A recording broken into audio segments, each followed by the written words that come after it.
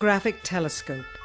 Had they done so, they would have been able to see farther into the universe than had ever before been realized.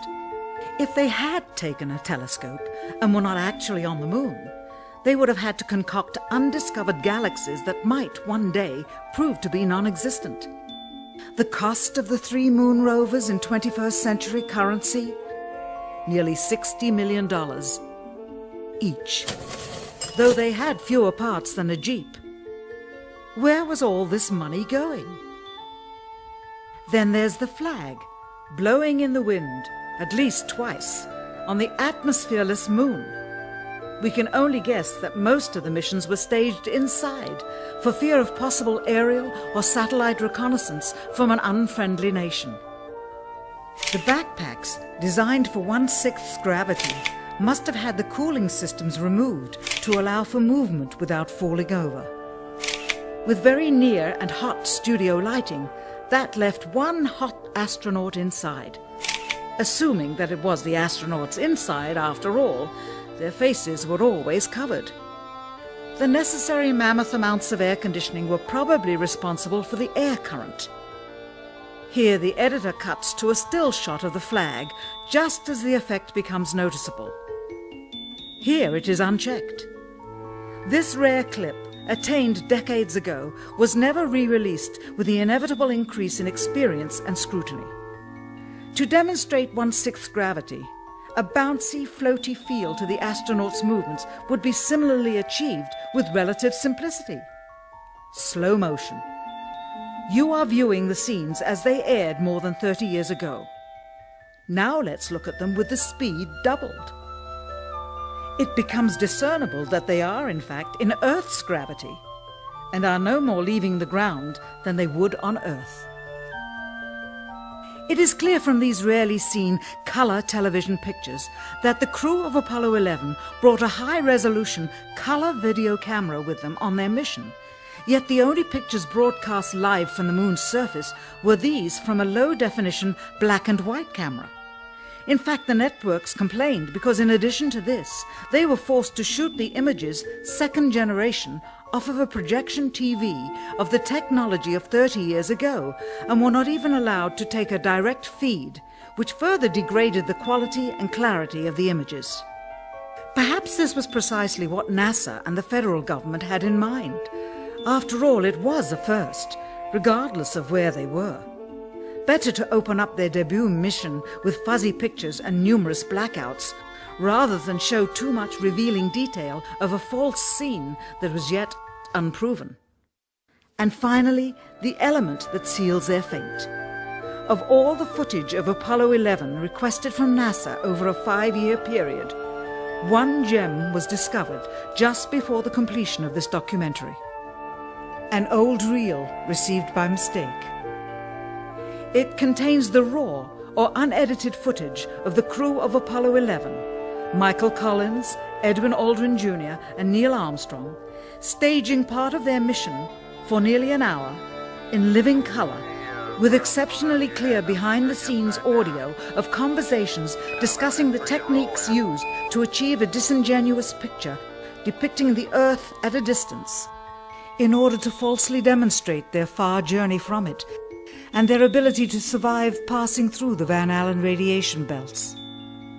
It cannot be misconstrued that this staging was done for some other reason prior to the mission, for the reel itself is slated and dated July 18th, 19th and 20th, 1969, the very days of the mission when they were said to be approaching and achieving lunar orbit.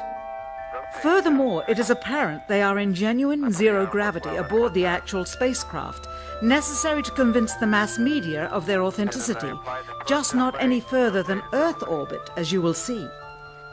In this never-before-seen or heard footage, not only is the radio conversation between the astronauts and Houston Control audible, there is a secondary, private conversation taking place between the crew and a third confidential party, prompting the astronauts with what to say, when to speak, and how to effectively manipulate the camera to achieve the desired misleading effect. NASA claims that the Houston transmissions were the only ones taking place with the astronauts. Listen now as Houston Control initiates a conversation with the crew, only to find them too preoccupied with the behind-the-scenes trickery to respond.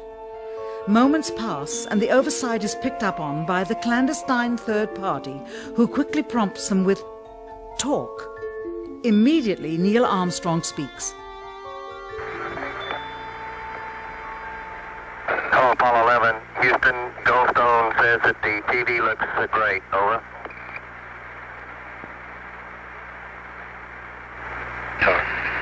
Okay, Roger. We're coming in on Earth.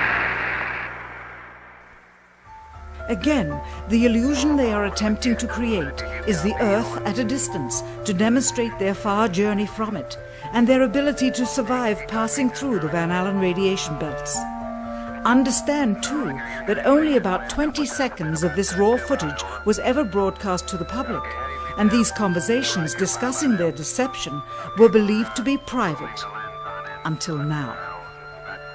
Here they discuss that these television transmissions were in fact not broadcast live as everyone believed. They were first screened and edited for playback later. Roger, Neil. We just wanted a narrative such that we can, when we get to playback, we can sort of correlate what we're seeing. Thank you very much.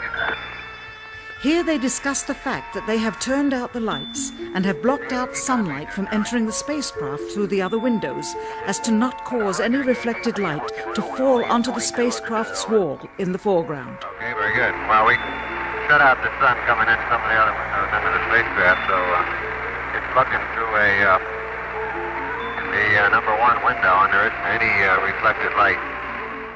The reason this was done is so that the truth of the matter would not be revealed. It is this. Though the federal government would have you believe that this is a view of Earth from a distance out of the spacecraft's window as it nears the moon, it is not. What they have ingeniously done is placed the camera at the back of the spacecraft and centered the lens on a circular window in the foreground, outside of which it is completely filled with the Earth in low orbit. The circumference of the window then appears to be the diameter of the Earth at a distance, with the darkened walls of the spacecraft appearing to be the blackness of space around it. That is why they wanted the interior dark and blocked out the sun from entering through the other windows. Here you can see the extruded window, probably 2 inches thick at the bottom. This is because the Earth's shine is coming in at a downward angle. It also causes the Earth to appear to be an irregularly shaped circle, for you are seeing the outside of the window at the bottom and the inside of the window at the top, which together form 2 different sized halves of a circle. Subsequently, this take was never used. As they perfected the shot, a crescent-shaped piece of black material was inset slightly into the window to create the illusion of the Earth's terminator line dividing night and day. It is uncannily convincing.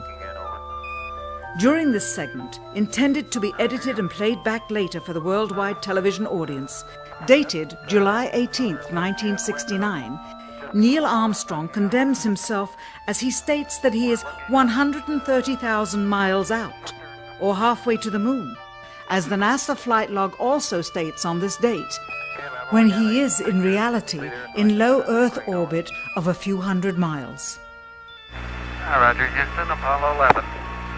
Calling in from about 130,000 miles out. Here, during another segment, also intended to air after review, Neil Armstrong falsely explains to the viewers how the shot is attained by putting the camera's lens to the window's glass, as it would have to be if they were the claimed distance away from the Earth. We only have one window that has a view of the Earth, and it's filled up with the TV camera. If the window was completely filled up with a TV camera, as he stated, then an astronaut's arm would not be able to get between the camera and the window, as it obviously does here in this outtake. South America becomes invisible just off beyond the Terminator or inside the shadow. You can also notice how the astronaut operating the camera reacted to the mistake by attempting to pan away from it. Blue gas, see white bands of major cloud formations across the Earth. This is a segment that they believed wasn't even being recorded, much less suitable for broadcast, for the lens was being zoomed out and the scene